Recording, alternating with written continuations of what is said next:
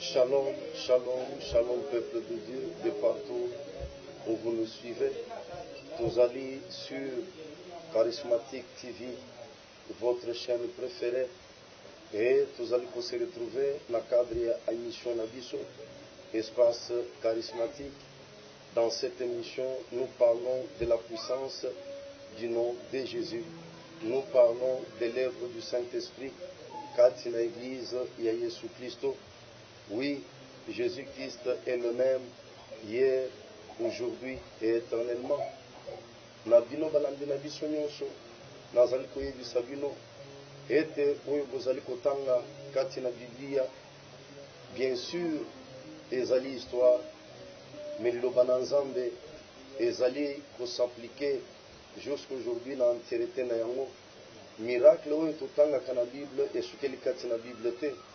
Jusqu'aujourd'hui, Yesu Kristo azali ko continuer na ko guérir, Yesu Kristo azali ko continuer na ko délivrer, Yesu Kristo azali ko continuer na kosala plusieurs miracles au travers ya basali na ye.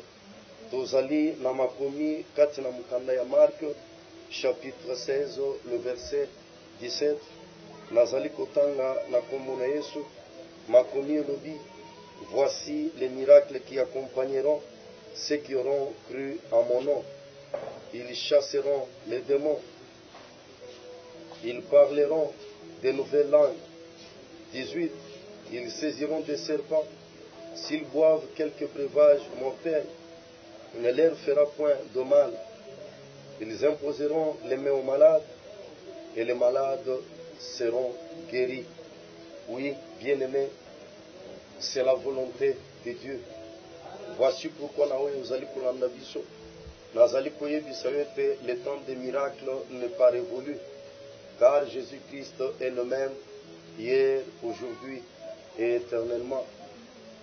Bien-aimés, ezalina bato ebele tango bazali koyoka liloba na Nzambe, bazali croire que ce qui est écrit appartient au passé et aujourd'hui il n'est pas possible que oyo ekomami na Bible eyeba kosalema kati na bana na bato.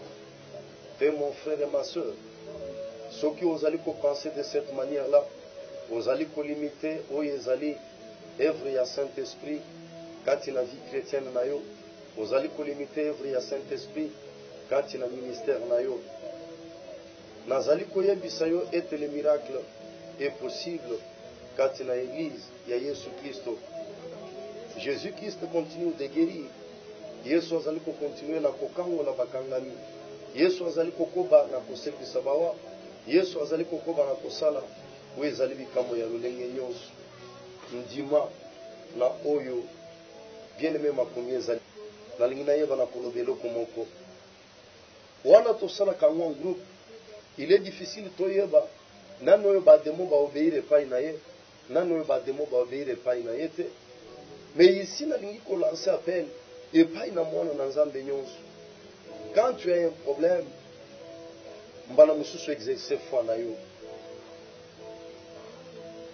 Tu es devant un cas de maladie, tu es devant une difficulté.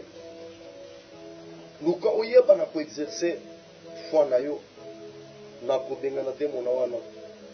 C'est ainsi que tu comprendras que même toi aussi, tu as cette capacité-là de chasser les démons. Parce que cette fois-là, tu auras un témoignage. Tu auras prié et chassé un démon. Démon à obéir et pas inayo, abimi akei. C'est ainsi que tu pourras témoigner Dieu que les miracles sont d'actualité. Yesu Christ azali koloba. Et vous prendrez même des breuvages mortels. Et vous pouvez la bino mabete. Bien-aimé, ezali na bana ensemble. Oyo bazali ko vivre yango lelo.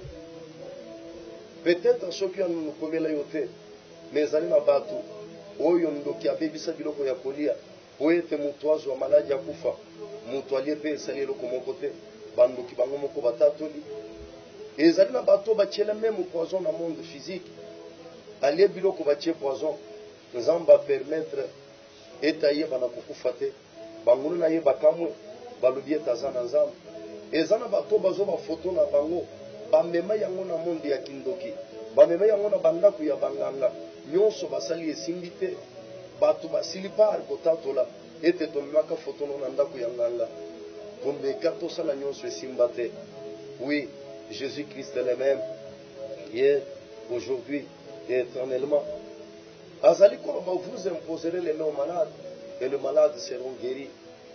Bien-aimé, ezo sala pasi namoni bana na nzambe ebele lelo ntango bazokutana na bato bazali malade baorientaka bango vers Jésus-Christ te, mais baorientaka bango vers le médecin. Bien-aimé, kobanga oyo ozali komona na miso te, peut-être c'est grave, trop grave même, étant mutu azali na maladi wana. Mais yo mwana na nzambe lakisa ye d'abord la personne du Seigneur Jésus-Christ.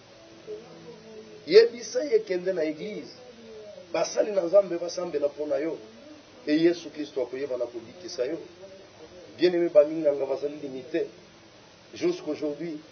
Kisi ya sida ezali te, jusqu'aujourd'hui kisi ya koguérir cancer ezali te, e bazali koretarde kaka progression ya cancer mpona koyeba na kosala ete mutu bayeba na kobakisa mikolo sur la terre. Kisi ya sida ezali te, me kati na église Yesu azali kobikisa basida ti, Yesu azali kobikisa cancer, Yesu azali kobikisa bamaladi ya lolenge nyonso. Yango bien-aimé, kowenelaka te koyeba na koyebisa mutu azali kobela na yebi médecin moko na commune boy maladi oyo babikisaka yango kaka na Suisse, maladi oyo esengeli oyeba na kokende Inde, me nzambe avandaka na Inde te. Bien-aimé, nzambe avandaka na Suisse te, nzambe avandaka na Afrique du Sud te. Kuna ezali nde baminganga bayekoli nzoto ya mutu, kasi ezali na mutu yakeli nzoto ya mutu. Kuna na Suisse na Inde bazali na bapièce de rechange ya nzoto ya mutu te. Me nzambe oyo azali kote ya Yesu Kristo azali nzambe azalaka na bapièce de rechange ya banzoto ya bato. Basi oyo bakata batron, Yesu azongisela bango batron. Basi oyo bakata matrice, akela matrice ya sika kati na bango.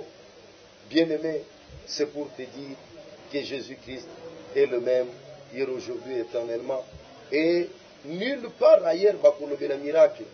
Parce que ceux qui ont cueilli, ezala na islam, ezala na bouddhisme, ceux qui ont cueilli, bien-aimé, dans n'importe quelle loge, dans n'importe quel secte pernicieux, bakoyeba na kolobela oyo etali miracle te, bakoyeba na kotalisa yo schéma songolo oyo esengeli yo kolanda pour ete oyeba na kotrouver solution en partie.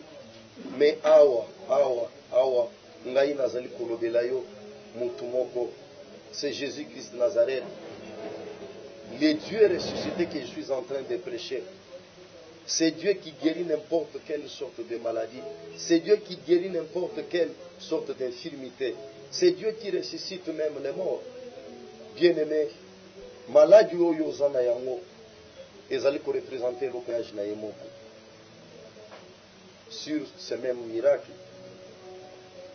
ndeko oyo babwakeli ye maladi ya mbasu na motema mabe, mosala nini asalaka? Atekaka kaka mapa oyo bato baliaka.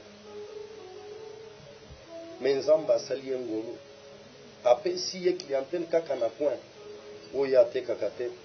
Nzambe apesi ye clientèle même na baveni mosusu, parce que tango azwi mapa ne na tongo atambwisaka yango na baavenu. Mais tellement que na avenu wana aza trop sollicité, mama moko atekaka mapa na avenu wana, mapa na ye tulaka. Et une fois mama wana yebisi ye alobi, yo est-ce qu'il faut que avenu oyo mobimba clientèle yeba na kokoma ya yo, mena biso tokoyeba na koteka lisusu te mpo na yo? Et bien aimé, eleki mikolo te ndeko se retrouver na problème oyo ya mbasu lokolo ya ndeko evimbi. Et bien aimé, buton moko ya monene bimi mai, endeko akomi kosouffrir. Mais tango anyati makolo na ye kati na église ya nzambe, parce que azali chrétienne, tango tozo sambela nzambe na lola yebisi ye ayeba na kobanga eloko moko te nzambe azobikisa ye. Et je vous dis la vérité, mes bien-aimés, sur les champs tosambeli douleur nyonso ekei. Ndeko anyati lokolo na se normalement. Et ce qui est na image wana okeba na komona ndenge tozo tobola oyo ezali mbaso ndenge mai ezobima na kati mai ya salite ya kufina na makila ezobima et nzambe na lola azali kotikala le même hier aujourd'hui éternellement et ndeko azali kotambola malamu mabongisi ya Satan ezalaki ete ndeko ayeba na kokota ndako mabongisi ya Satan ezalaki ete ndeko oyo ayeba na kosufrir mais Yesu Kristo apesi ye guérison yango nazali kosadrese epai na yo yo moto ozali maladi koyeba na kotala munene ya maladi na yo te mais tala munene ya Yesu Kristo. Peut-être oyebi na yo Yesu te, peut-être oboyaka kondimela Yesu nazo yebisa yo kaka na mukanda na pesi ya Marc chapitre 16 ce qui otangi verset 16 makomi elobi ete celui qui croira et qui sera baptisé sera sauvé, mais celui qui ne croira pas sera condamné. Bien-aimé, nakoboya kondimela Nzambe ozali sous la condamnation. C'est ainsi que bandoki, banganga, bato misala ya molili bazali ko condamné o ezali fi na yo na banzele ya maladie et puis na banzele ya ba problème kili kili. Mais ce qui on dimeli Yesu Kristo okoyeba na kolongona si ya condamnation, okoyeba na kolongona si ya malédiction. Okokota bien-aimé na si ya bénédiction ya Nzambe et kati na bénédiction ya Nzambe bonne santé ezali eloko ya mutuya. C'est ainsi qu'à partir de là où tu es, même quand tu n'as pas de kolandangai, okotombola kaka mungongo na yo, olobi Yesu Kristo nandimeli lokola nkolo mpe modikisi. Nandimi kopesa vi na ngai epai na yo. Et soki osali losambo oyo bien-aimé na motema no mobimba, Yesu akoyeba na kokota kati na vi na yo. Yesu akoyeba na kokota kati na motema na yo. Et Yesu akoyeba na kobikisa yo na maladi oyo ozali na yango. Na ebite maladi nini ozali na yango. Mais nazali kondima ete na yo kolanda oyo ezali bien-aimé mateya oyo. Peut-être mbali ya liboso na comprendre tini ezakati na yango. Mais tango kosukisa kolanda yango, zongele yango pour la deuxième fois, cette fois-ci avec foi, et osambeli na ngai na losambo nazali kosala na tango oyo. Olobika kankolo Yesu namoni yo osalaka nandimi ete ozali Nzambe na miracle, nandimi ete ozali Nzambe apesaka vie éternelle, nandimi kopesa bomoi na ngai epai na yo, na invite yo yaka bota kati na motema na ngai okoma Nzambe na ngai mokonzi na ngai limbisa mabe nyonso nayebaki na kosala kala na banda na yo bomoi ya sika bien-aimé. Et après le sambu oyo okoyeba na komona oyo Nzambe akoyeba na kosalela yo na losambu ya suka oyo nazali kosala awa ya mbwete na silisa émission. Namoni Nzambe kobikisa bato ebele na nzela na ngai, na nzela ya ministère na ngai. Même bato bazali musika libanda ya mboka, muto abengi na telefone tobondeli Nzambe atémoigner munene na Nzambe. Namoni Nzambe kobikisa bato na ba diabète. Namoni Nzambe kubikisa bato oyo babandaki komona pongi na miso te, Nzambe abikisi bango. Namoni Nzambe kubikisa bato na ba maladie ebele, Nzambe koyeba na retrouver solution na ba problème ya bato.